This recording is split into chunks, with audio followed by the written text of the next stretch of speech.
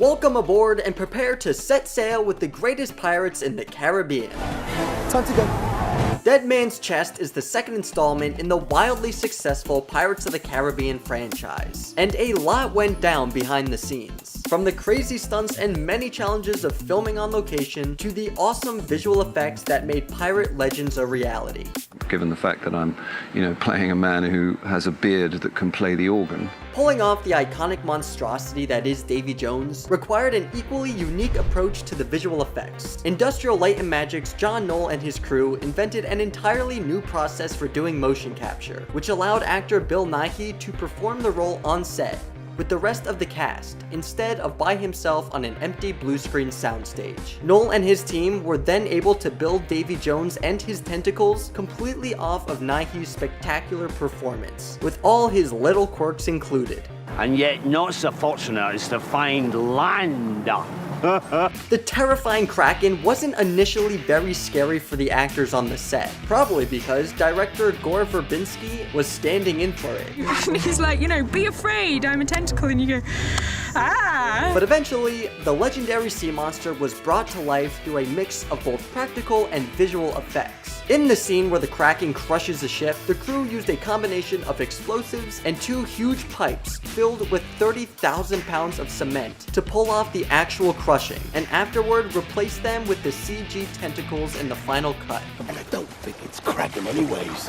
Always heard it said Kraken. Making a movie in the Caribbean is a bit tougher than you might think. The entire crew had to get all their shots in order to travel to the tropical film location. I hate shots, I really do. I don't like needles. The production filmed in St. Vincent, the Exumas, the Grand Bahamas, and the tiny island of Dominica, where they dealt with torrential downpours and extreme heat and humidity. They also happened to be shooting during one of the biggest hurricane seasons on record. Choppy waters forced them to shut down countless times, and at one point, the entire production had to evacuate in order to avoid Hurricane Wilma. I can't help it if your standards are lax. You smell funny. Jack. A lot goes into the look of a character as interesting as Jack Sparrow. Jack's gold teeth were bonded onto Johnny Depp's real ones by a dentist before filming began. However, some of the gold teeth in the back are actually real replacements. A couple of these are mine. These ones towards the back belong to me. Depp got the idea of having different things in his hair from Rolling Stones guitarist Keith Richards, who was a huge inspiration for the character. Another notable accessory, Sparrow's striped sash from the first movie, had actually been lost. So the wardrobe department tracked down the mountain villagers in Turkey who wove the original and had them churn out another 100 yards of the sash. If you think Jack's normal look is wild, wait till you see his getup as the god of a cannibal tribe. Sparrow's clever face paint design was an idea that Gore Verbinski and the makeup team came up with on the day of the scene. However, the toe necklace was Depp's idea and was molded and sculpted from spare materials on set. Sparrow's fluffy scepter was actually a prop that was brought to set by a visiting friend of Depp's, who ended up making two more for the production. You do know Will taught me how to handle a sword. Having missed out on sword fights in the first film, Keira Knightley made up for it by getting all the sword fights she could handle in Dead Man's Chest. Knightley took to the sword very quickly, never failing to get the choreography on the first try. Not only did she pretty much do all Elizabeth's sword fights herself, she also outdid her fellow castmates, and even earned the respect of the stunt team. Easily one of the more creative sword fights ever filmed, the three-way duel started on the Disney lot, where the stunt team worked out the choreography in a metal wheel, fashioned with hidden handles and handrails. On set, the wheel was rigged to a truck and pulled through the jungle with the actors harnessed inside. As awesome as it looked, the actors did not recommend the experience. I wouldn't really try that, huh? When it came time for Jack Sparrow's fateful showdown with the Kraken, some elements were a little more real than others. Specifically, the monster's, spit. The spit in question was made of concentrated saline and blown out of a bucket by an industrial-sized fan onto poor Mr. Depp, after it had been tested on his stand-in, of course. You can safely assume it wasn't Depp's favorite gag.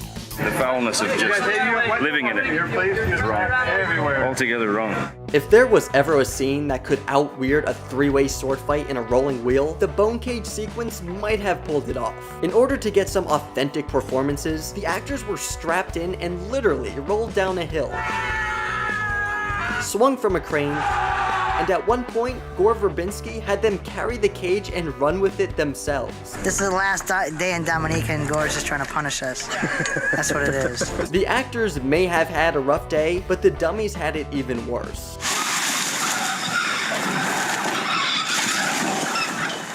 When it comes to filming locations for Pirates, the more obscure, the better. Verbinski and cinematographer Dariusz Wolski found Tita Gorge while looking through a Dominica tourist brochure and thought it would be the perfect spot to end the bone cage chase. Actors and crew filmed while in freezing cold water that was several feet deep, and they had to literally swim to location, including the 67-year-old actor who played Cotton, David Bailey. The pirate life isn't easy, huh?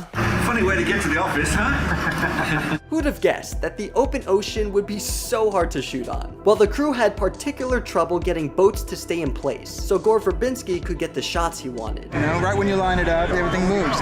We're going to the fishing boat. Constantly in flux. With 4 background boats and numerous floating light rigs to keep in place in moving water, it was a big challenge to get everything in frame. One shoot night went 17 hours without getting a single take. This again went to another level of filmmaking. For the filming of the sword fight on a tiny little sandbar in the middle of the ocean, all the crew and equipment still needed to be nearby. That meant putting the entire production on a barge, with a 20-minute boat ride to and from set. It was no cakewalk for the actors either. The sand there was super wet thanks to the tide, making it very difficult to run and fight across the beach for take after take after take.